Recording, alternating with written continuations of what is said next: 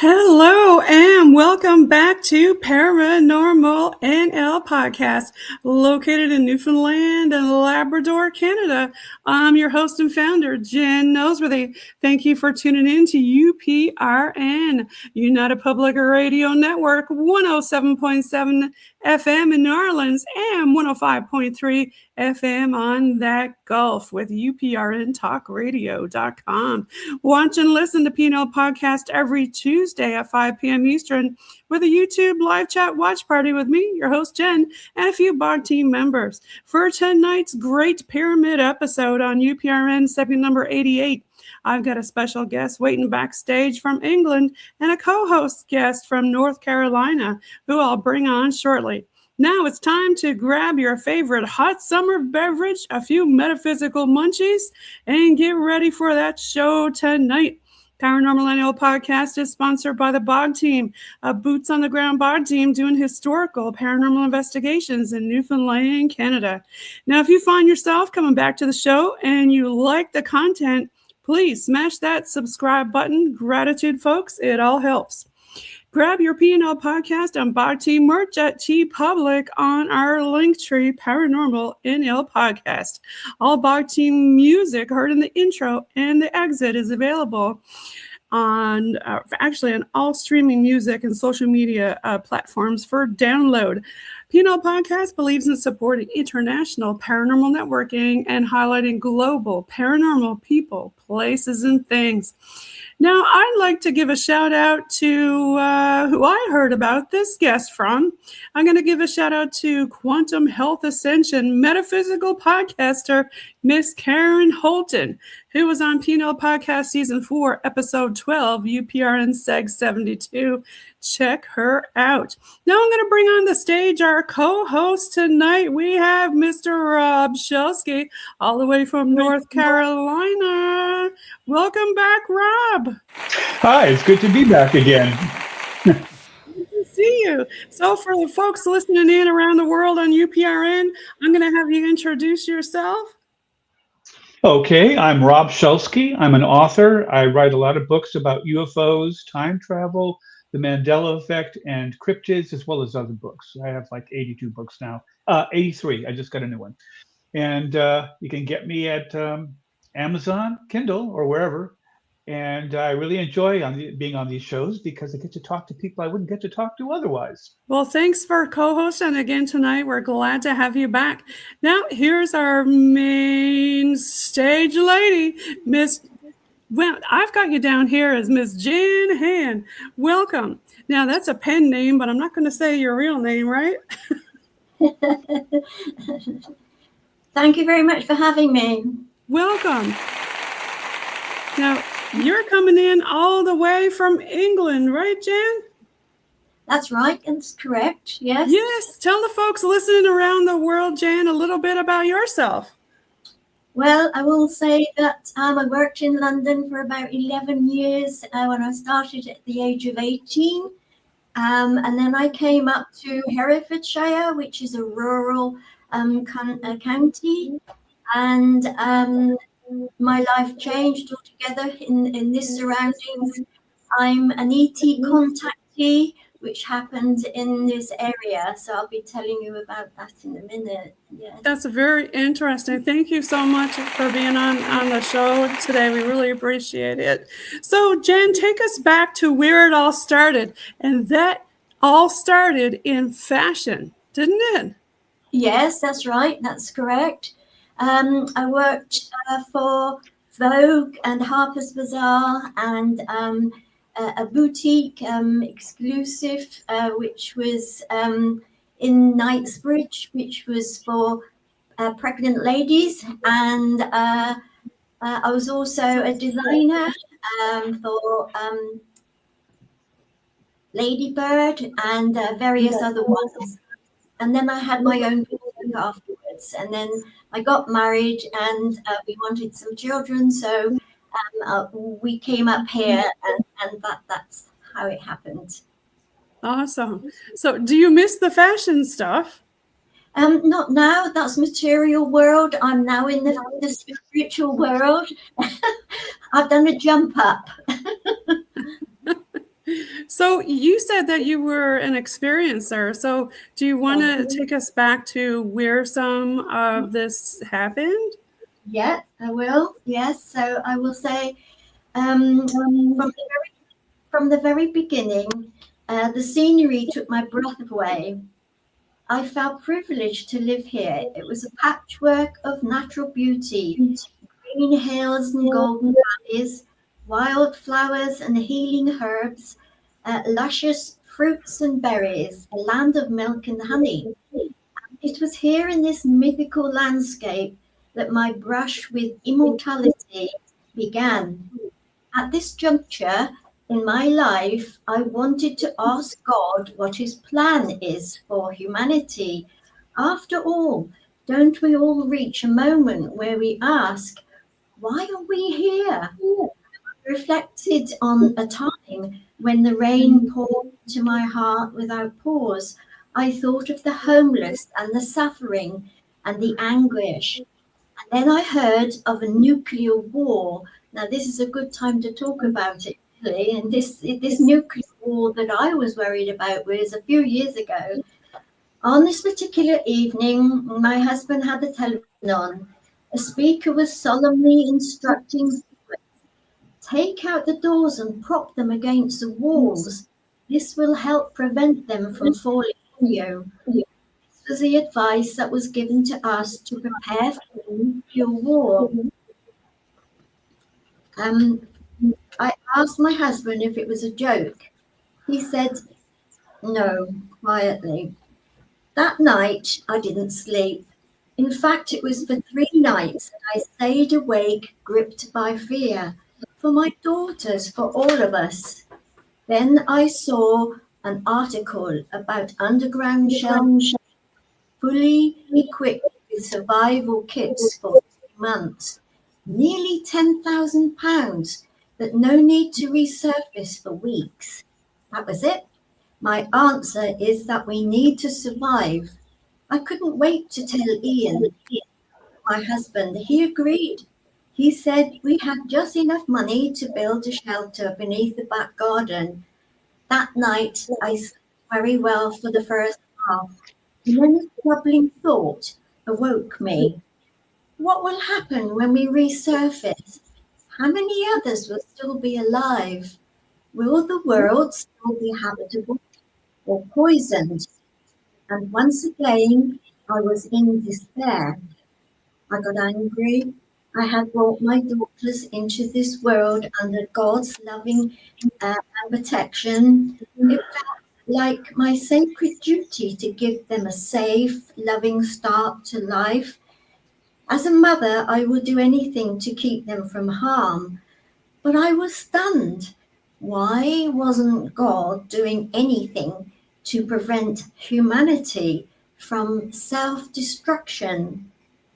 I wrestled with God for days and nights, asking, how can a loving, caring God allow this? Why, God, do you permit such things? Where are you in all of this? Little did I realize that this wrestling match was to be the beginning of an immense fair with God. It lasted 3 years, although my family would say it has never truly ended. So, Jen, like you had a big scare, and you reached out to God and looked for an answer. That's right. This one is if you like, it's a little bit of a religious type of one. It's to do with God and how I asked, as you hear, for help, and how I believe with this contactee that I think it answered my question. Now, you made, we forgot to mention about your wedding dress. How you, did you want to talk a little bit about that? Is that related to what you're going to talk about next? A little bit. So I will say that when I was getting married, I decided to undo a nun's outfit. And I turned my wedding dress, and people were telling me afterwards that that is a sign of a calling, and it sure was, because this is a calling that happened. Yes. So a few days later, shall I carry on now? Rob, did you have a question? You're frozen, by the way, Rob. I know I'm frozen. I don't know why. I wasn't when we started, but I'm frozen now. Okay. It's so cold out. Yeah. You got your popsicles out. Yeah, Okay. it's kind of weird, isn't it? Yeah. But, yeah, I do have a question. What do you think about all of the things that you've been through, and what are your conclusions? I mean, have you formed some kind of final result about how you relate to life and God and how you feel about the world in general? Yeah, is this me? Yes. So yes, it's all about. I can't hear you. You can't hear. Can you hear me now? I can hear you fine. Yes. Yes, are you using Chrome, Rob? I think he's going to go and come back. Yeah. So you can continue. He's just going to go and come back. Okay. Yes. Right. So yes, it does. It does involve God. I think that at the end of it, through all the stages I went through, that I definitely had my answer. To me, God got the calling, if you like, from me, and I think that He gave me a result for it as well. So a few days later, it was Tuesday, the 2nd of March, 1982. At precisely 10:45 p.m., I was driving along a narrow country road in Herefordshire with my 2 young daughters in the back seat, supposedly asleep. As I drove down this lane, my eldest daughter began talking to me. "What comes after 20, Mummy?" I was puzzled. "Do you mean 20, sweetheart, or do you mean 19? She shook her head. "It looks like this," and she started tracing an invisible shape in the air. I turned slightly to see her gesture more clearly, and it was precisely at this curve that something utterly bizarre caught my eye.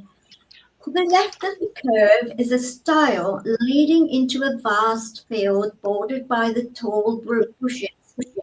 the right is the lane we were driving on, which stretches approximately 352 yards or 0.32 kilometers. At the end of the lane, a main road branches off, leading to the International Communication Satellite Station in Herefordshire. Now, as I turned onto the lane, I spotted some weird lights hovering above. They are clustered together in the front left corner of the field, suspended eerily in space.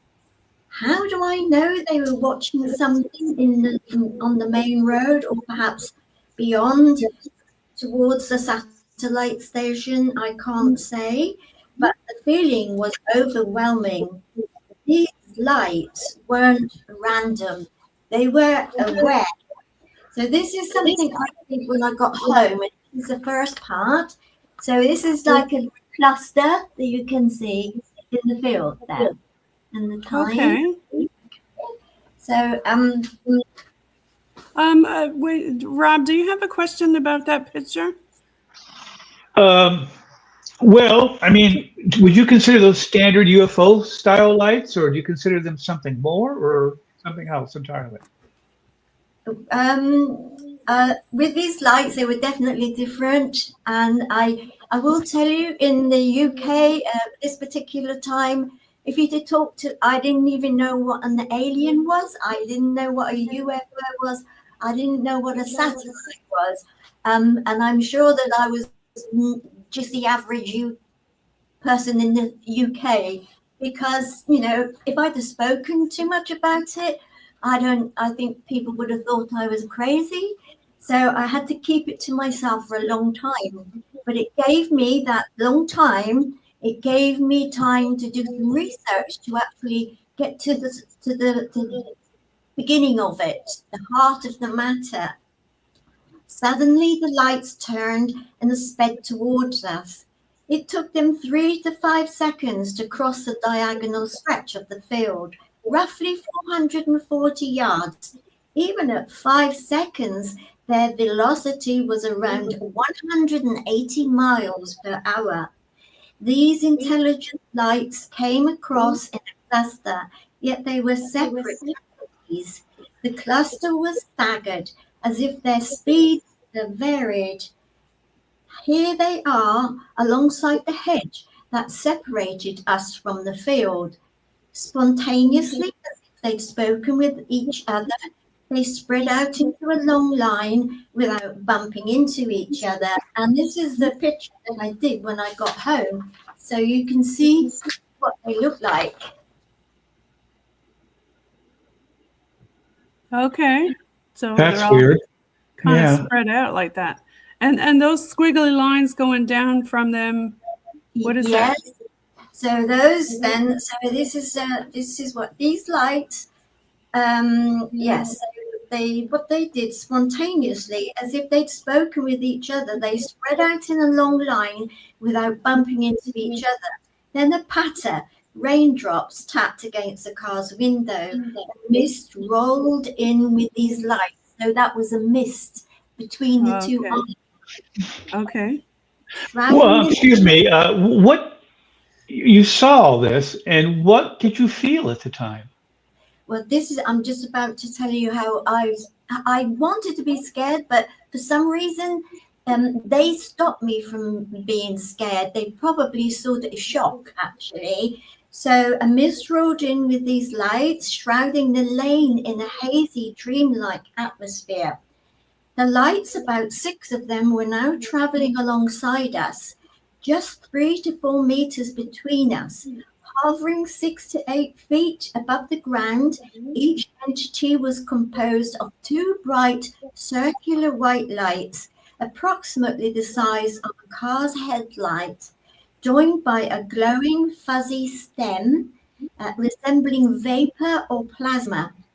The stems pulsed and swayed, not rigid, they were alive with energy. They were there, peering straight at us, inquisitive beings with glowing eyes. And despite the shock, I could feel it here.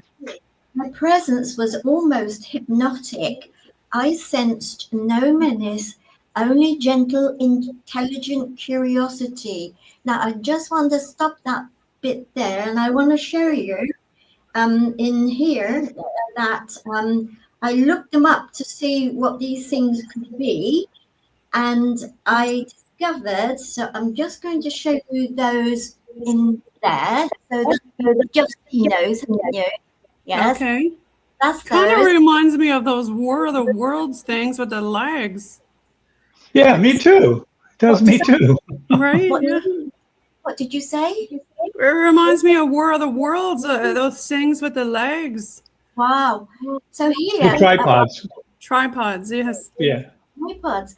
So I will tell you, so it's great that you tell me these things because I'm grasping to understand them properly. But I did find, and I think it's somewhere in Utah, this is on a cave. Okay. Now, when you saw them, Jen, were they making any kind of noise? I was in the car. That's the only thing I don't know. Right. Because the windows were up because they were causing like raindrops. I will tell you that these are thousands and thousands of years old. They're on an ancient cave painting. So that's similar to what you saw and experienced. Yeah, I think it is. Do you? I mean, okay, they've got above the eyes. They've got it goes up higher. I wouldn't have known that because they were 6 to 8 feet off the ground. I'm going along in the car, so I wouldn't really see because they were really strong light. So I wouldn't really see if they went up above the eyes. Okay. But Now, you did sense some intelligence from them? Definitely. So How big were they? You're visually looking at them. How, like, were they?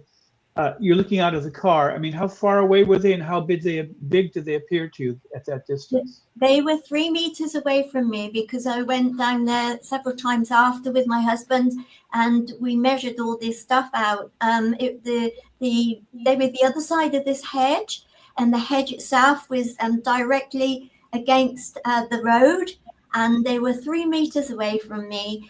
So I'll just tell you how they made me feel. Shock, actually. I didn't feel fear. Their presence was almost hypnotic. I sensed no menace, only gentle, intelligent curiosity. And I will say to you, the only thing that I could get, not by sound, but by Telepathy? Yeah, They great contact. could read your mind? Yes, absolutely. I will tell you how you were communicating with them? Yes, they were communicating to me. I was just suffering from shock, really. And it came across that they were the same wavelength that I was on, only far more powerful and than I was. And it was just like, and they could understand me because they were on the same wavelength, but they were more powerful than I was. So therefore, they were sort of taking me over, really. And they were saying to me in the interaction, don't worry, we're not going to hurt you. We're just curious. That's exactly what it came across. So we went. I'm sorry, but what do you think they were? I'm trying to get to that. I mean, I have aliens, angels, or what? The angels. I'll just tell you, we rode down the lane in a parallel line, and it was a long lane with my head turned towards them. We reached the end. I turned left on the main road. Moments later, a flash burst into the field center. Then another. 2 explosions of light illuminated the entire field, and just like that, they were gone. And do you know what? I never saw them again, but I drove on, stunned with my daughters asleep in the back seat. After settling the girls in bed, I drew a picture, which you've seen, and then rang the local police. Look, love, the officer said, we have enough trouble with natural, never mind the supernatural. Right. Try the airbase. They might be. So this was in what year was this? This is 1982. 82.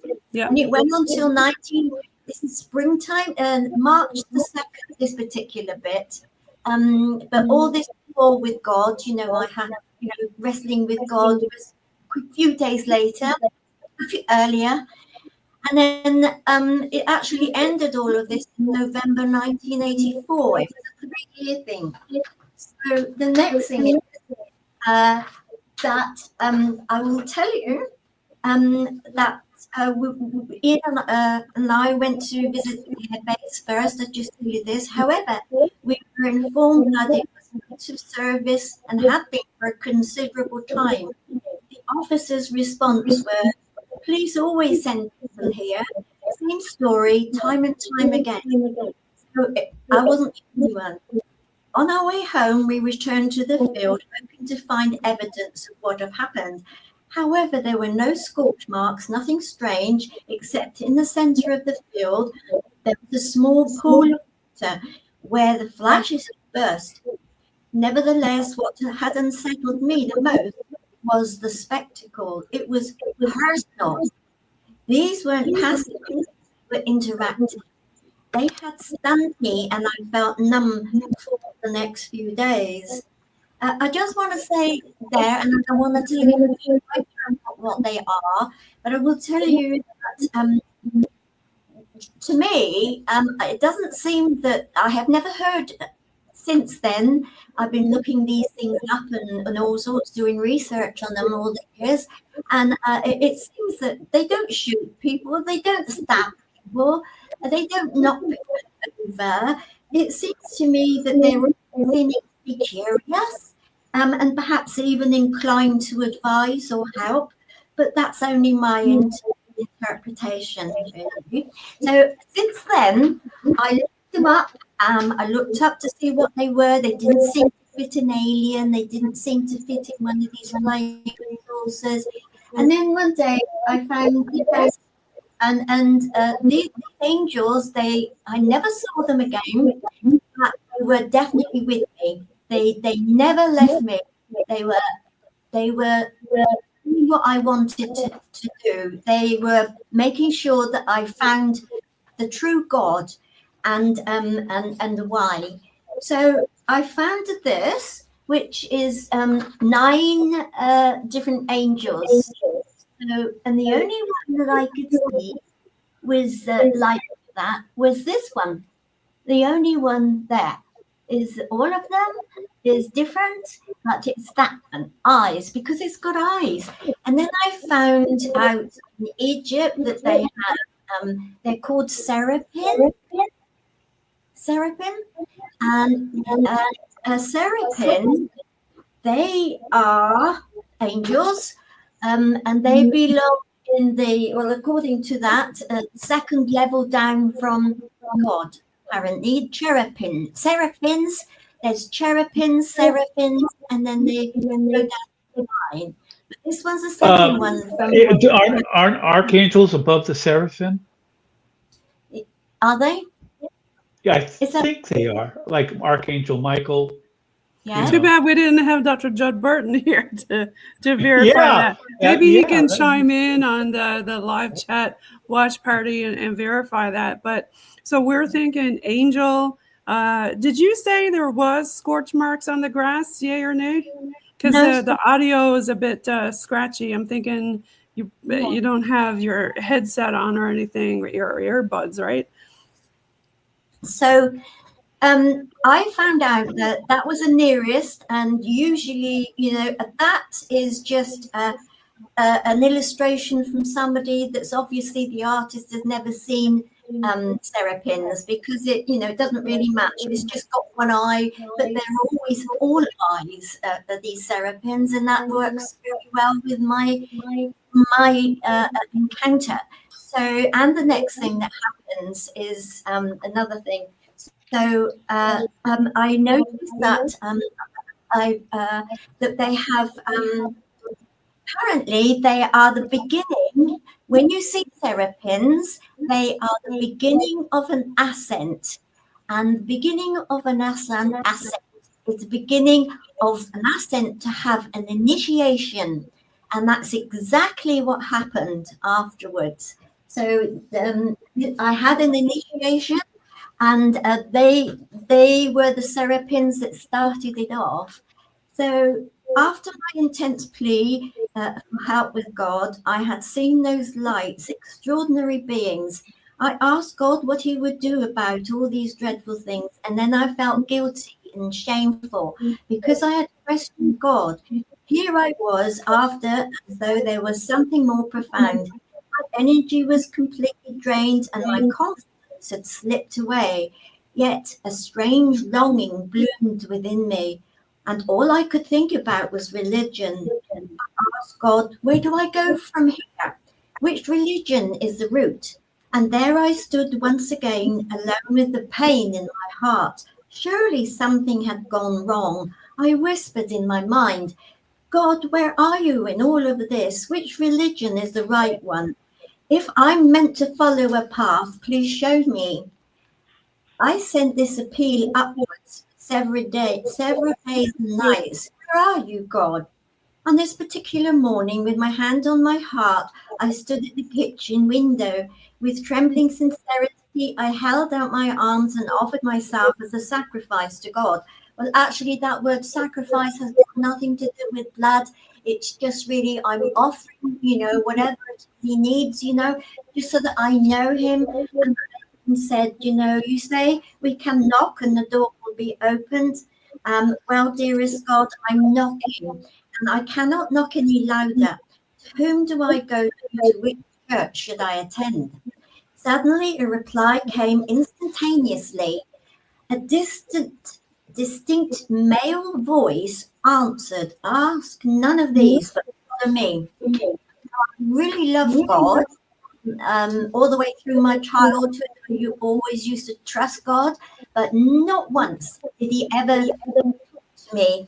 Not once did he respond. So I asked, I was really frightened, who is there?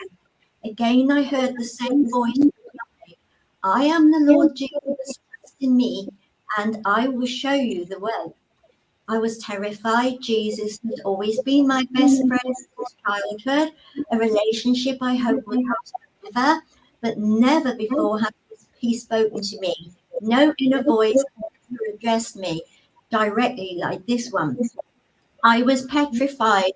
My first instinct was to hold myself in a constant prayer, like breathing, and that seemed to ignite a turning point. Suddenly, I poured everything out I had into my prayer, looking up at the sky from the kitchen windows with arms wide open. I spoke aloud, dearest God, take me, take all of me, use me as you will.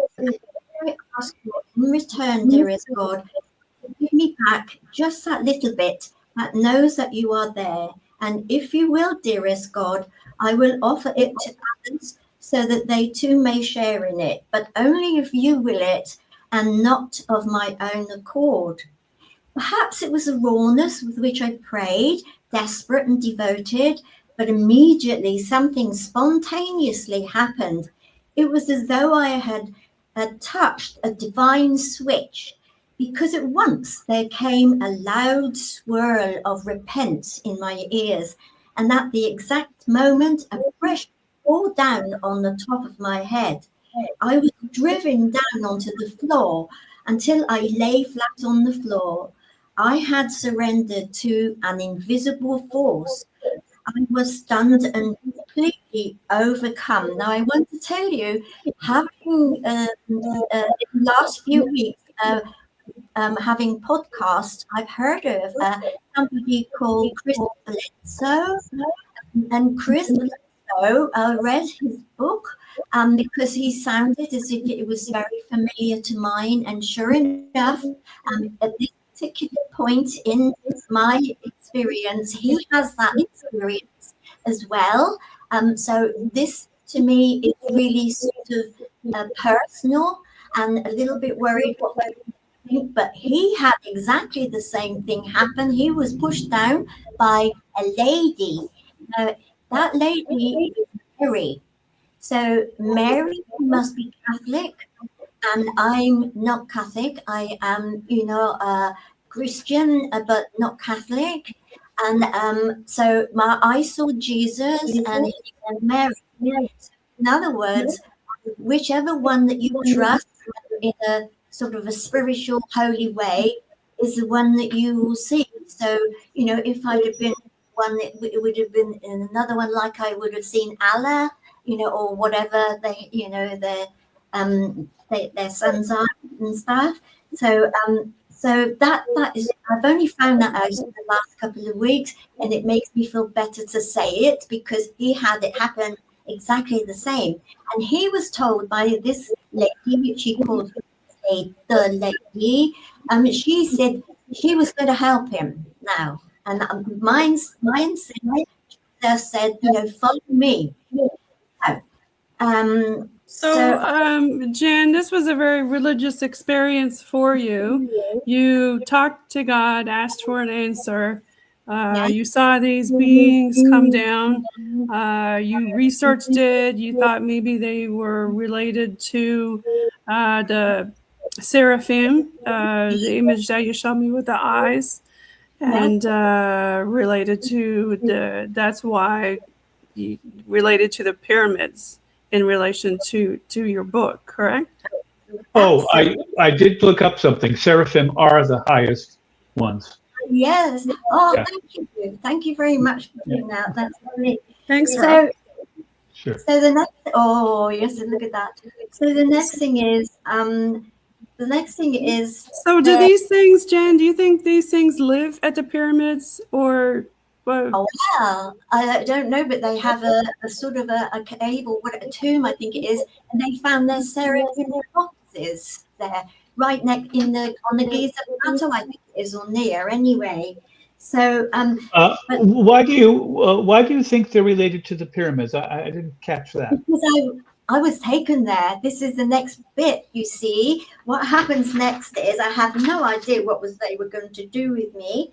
But the next thing is that I got up, because the next thing is the pressure went off the top of my head, and I seemed to be gently being pulled up. And when it was pulled up, in my window was a rainbow, beautiful rainbow. And then as I watched it, it became a double rainbow. And now in the Bible, a rainbow is always said to be God's promise.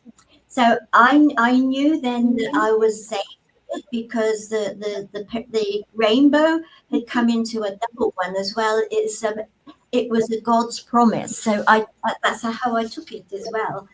And I will tell you, I took that. Jen, do you do astral projection? Well, this is the next bit that happens.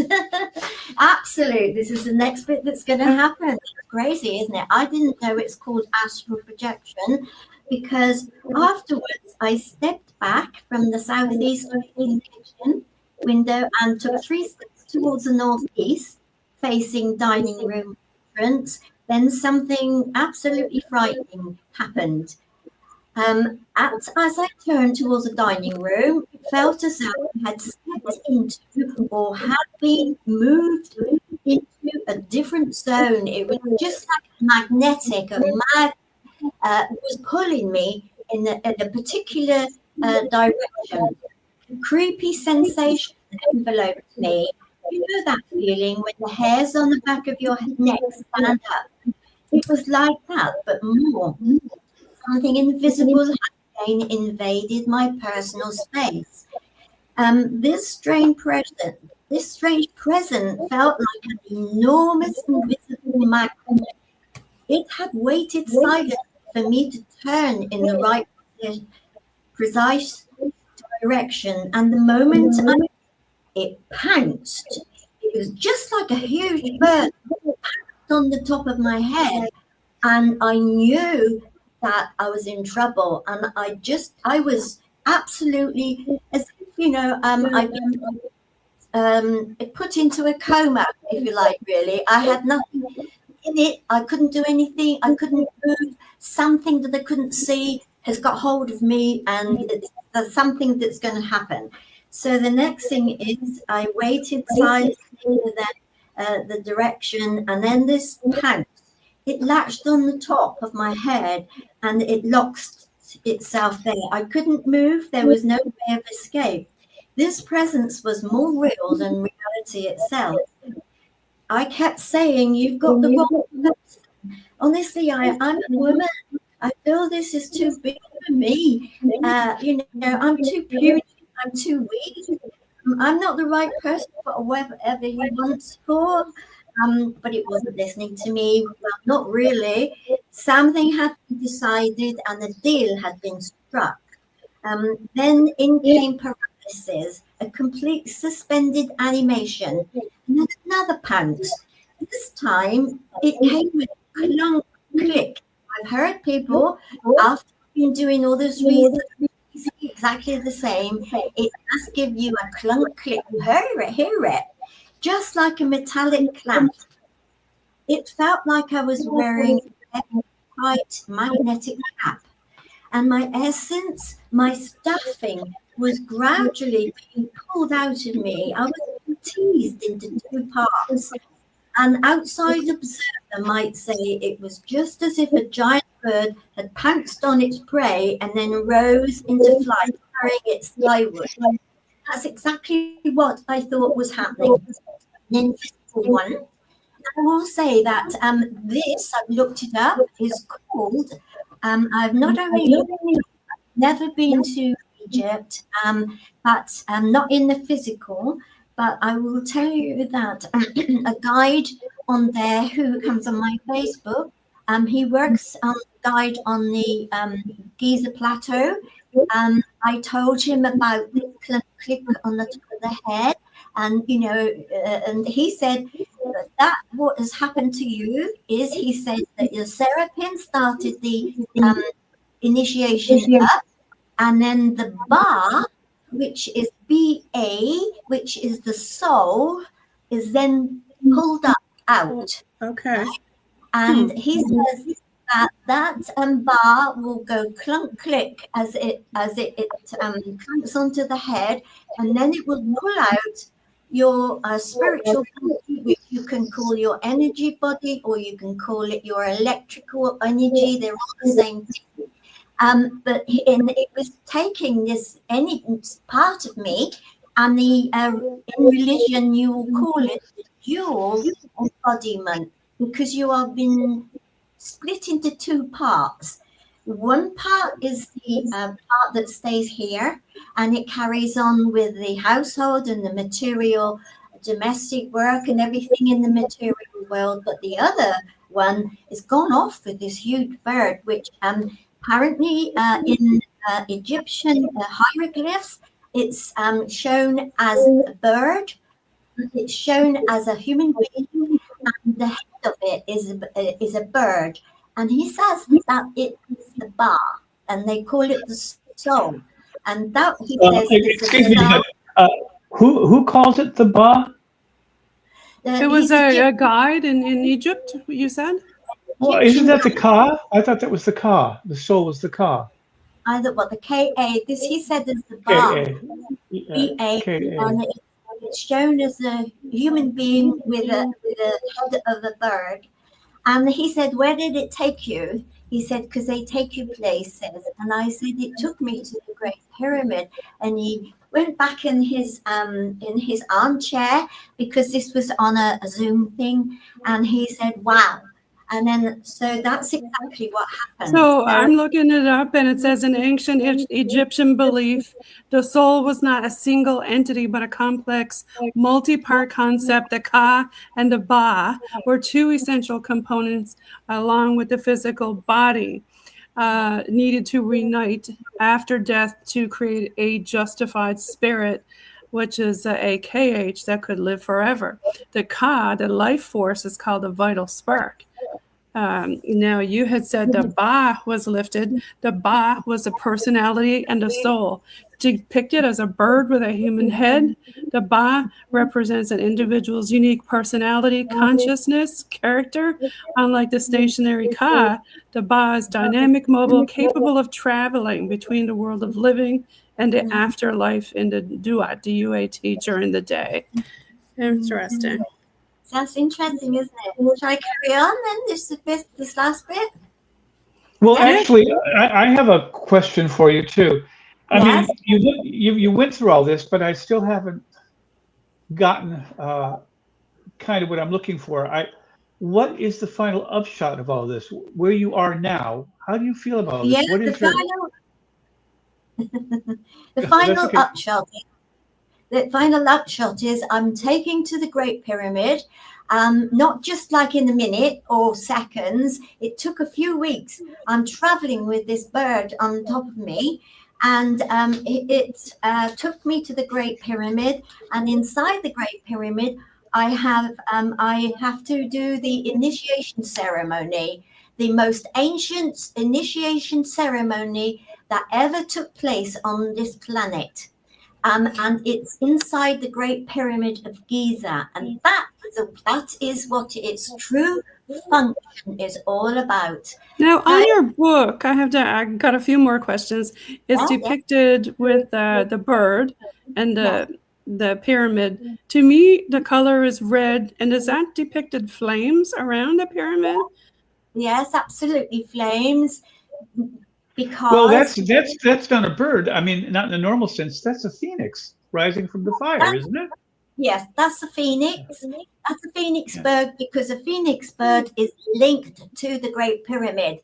They're both linked together, and the phoenix bird is the one that comes back every so often, and then there's a renewal. So actually, that's depicting that we are beginning a new era. This is what's about happening. And the phoenix bird, which I saw in there as well, it came to it. He's saying the whole setup is that we're coming to a finalization, and we're now into a new era. And that's what it all means. That's fire. The phoenix is fire. So the next part is that the Great Pyramid of Giza is actually, I saw Jesus in the King's Chamber after a lot of things that happened in there, the whole stages of the initiation ceremony. I found out that we are part fish in there because we come from the Sirius system. But yet, I will say a lot of people have said, that through podcasts, that, oh, yes, well, we got fish now, but we also, what about all the apes and all the rest of it? But I've discovered, and that's the last few days, is that, of course, I agree, everybody do tend to have, genes like apes. Yes, we've had those, we've been stuck with them as well, and but religions and cultures, Jen, all over the world talk about fish coming out of the water and giving knowledge. Yes, yeah. So what happened to me, this is just one little part inside the Great Pyramid, is I had a consummation or a get together with a fish, and that fish was in the Queen's Chamber, and it was shaft which leads to the Sirius system, and it started off as a whale, and then the whale became a dolphin, and the dolphin then came out of the screen that was in front of me, like being in the pictures, and it came out through the coast line with all the houses, and it came up, touched my left foot on the outside, came up to my knee, came up right up to my hip, and it was wet, and it was cloudy and cold, and it was shivery. And what happened was, it was a vibration, if you like, that was part of the transformation of the initiation ceremony. Now, there is somebody else that spoke on a podcast a few days ago, and she was saying that she was in bed, and that she felt that she had a strange experience where a fish came up her leg, I don't know whether it's the left or right, came up her leg at the side, and she said it came up to her thigh, and then she said, and it was a marvelous feeling. She's absolutely wonderful. And then she said that she turned her head into the right, to the window, and there in the window was Horus's eye. She said, I don't know what it has to do with Egypt. So this is exactly what I'm after with my book, because I think a lot of people don't realize that they have had part of the initiation ceremony, all of it, you know, because like me and everybody else, what is going on, you know, until somebody can tell you. And you'll now, not Jen, know. is that why the title is Birthright Inheritance? Now, there's several different titles on it. Birthright Inheritance. Yes. So that is our birthright. Exactly. The Great Pyramid of Giza is the true temple, the oldest temple, and the one that sits smack bang in the center of the landmass, the planet's landmass, before that it was separated into continents. If you have it where it was in the beginning, where you have the landmass together, you have it before, and that way put a pin down and you will have it on the Great Pyramid of Giza. It's the oldest building, and it's not built by human beings. And the other thing is that it is the true temple of God. That is our true temple of God. All the others are man-made. And that is what it is. The last bit to tell you is that's our birthright. And also we have a right to know all these things. And it's time that it happens, because what happens in there, God's temple, he will change your vibrations in there, because you'll need them when you want to move on, because our vibrations are too low. So we need to have them, and it doesn't, you can do all this, what people do to meditate, but they aren't the right vibrations. You need to get them from the Great Pyramid itself. At the same time, we have got inside us, I learned this too, we have got inside us, I've been calling it a template, but I think it's more like a blueprint or something other in the mind. But when we were created in the very, very beginning, we were given a template, or whatever you want to call it, inside us. And what we need to do is to activate it. And that's what those Seraphims did. They activated the initiation, if you like, so that I would understand where true God really is. At the same time, in my book, I will say that I was told that the Great Pyramid is the naval power on the planet, right in the center, becomes the navel. And peace on earth, which is Jerusalem, is all God's people on this planet. Everybody on this planet is God's people. Okay, somebody said to me, but then Jerusalem is not like that. And I said, well, I know. But I said, whatever that is, the city, but the real true city of God is peace on earth, which surrounds his temple. When I saw Jesus in the King's Chamber, all really shiny, bright white, and he said to me, he showed me his hands. He was just, he had just, if you like, been crucified. He had his shroud on, and he was showing me that he has risen. And he said that this temple, which was a great pyramid, he was in the King's Chamber, is my knowledge. When he says with knowledge, he means this is my wisdom. And it's interesting you talked about the Ka and the Ba, because the life force like we talked about the vital spark, that was the energy that distinguished the living from the dead. Like when you think about spirit, for Egyptians, it was created at birth, separated from the body at death, and the ka remained in the tomb with the mummy. And it required physical sustenance like bread and beer and offerings and stuff like that to survive. And that's why you see all the different offerings in there. That sounds good, doesn't it? Yes. So I see now your relation on the book about, the Great Pyramid, because I was wondering, because you talked about on the front of the book, it says Hall of Records. Yes, that's the Hall of Records. Thank you for bringing that in, because the Hall of Records is what I'm telling you, really. It is a Hall of Records. Where is it? Everybody's looking on the Egypt and on the Giza Plateau or whatever, at the foot paw of the Sphinx. No, it's not physical. It's spiritual. It's inside all of us. Like the Akashic records, right? They say that you can access them remotely through remote viewing. Or as Carl Jung said, the collective unconscious. Right. Where all the archetypes come from. Yeah. Right. Yeah, so absolutely. A lot of this sounds like very, people listen to this and think, oh, it's all very metaphysical. You call yourself an experiencer.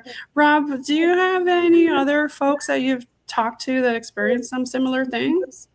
Me? I'm sorry. Go ahead. No, you go ahead, please.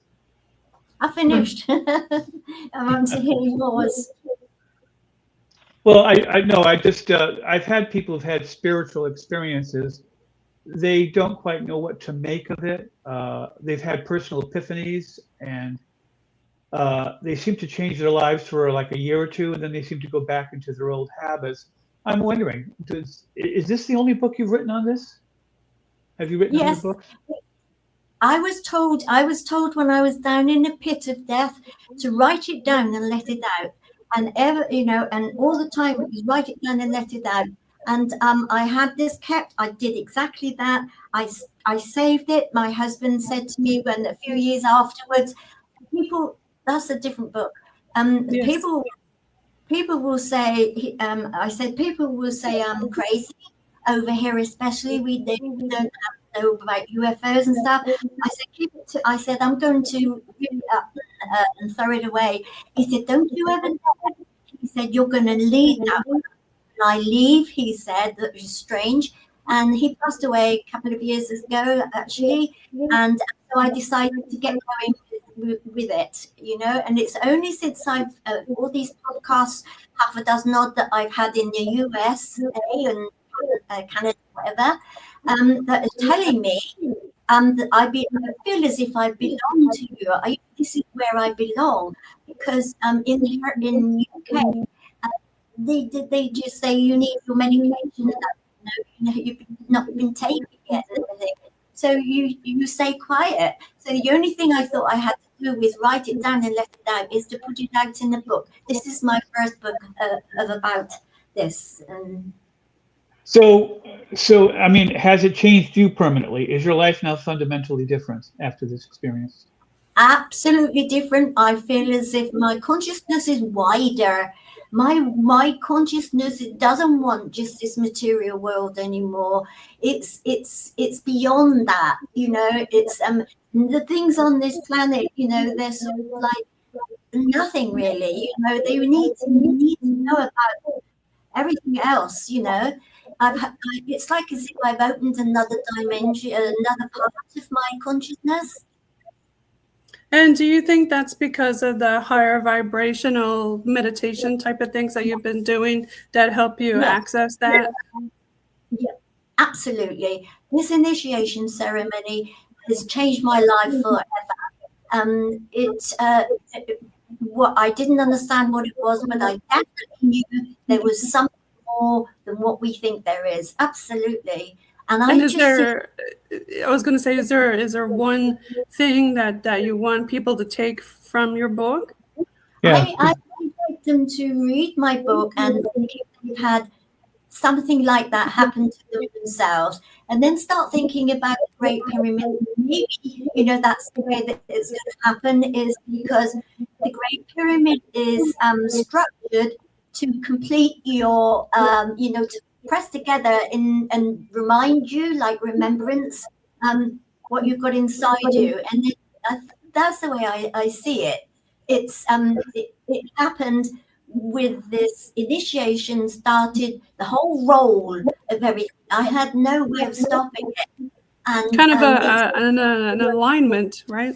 An actual physical. Why you though? Why did you think this happened to you in particular? I didn't know at all. I was just told to write it down and let it out. No, I mean the experiences. Why do you think you were chosen? Why was I chosen? I have no idea. I'm hoping and thinking there's probably thousands of others that have had it happen to them. Maybe they just haven't had I want to say the guts or something to write it down and let it out. I've been with this for many years, and I was determined I was going to let it out at some time. I could not pass away until I wrote it down, because I knew there was something important in it, because it changed me, so it will change everybody else, you know, if they want. Jen, thank you so much for sharing your experience and your book with everybody. Over the 60-minute mark now, but I want to give a shout out to where people can find your work. Holton? Are you on Amazon, or where can people find your work? Yes, I hope so. You know, so I want to help them. That's all it is, really. It's to share it, so that, because they've got it in them as well. I know everybody on the planet, everybody that has been on the planet. Yes, I've got a link to where people can find your work on the bottom of the ticker. Thank you again for being on UPRN, United Public Radio Network, 107.7 FM in New Orleans and 105.3 FM on that Gulf. Rob, do you want to give a shout out to where folks can find you? Oh, they can just go to Amazon. All my books are at Amazon, or from Muted Press, or Simon & Schuster. Okay. Well, thank you again, everybody. Everybody follow Rob Shelsky and Jen Hann. Check out their work. You're going to love it. Okay, we're going to leave you with some Bar Team Rock.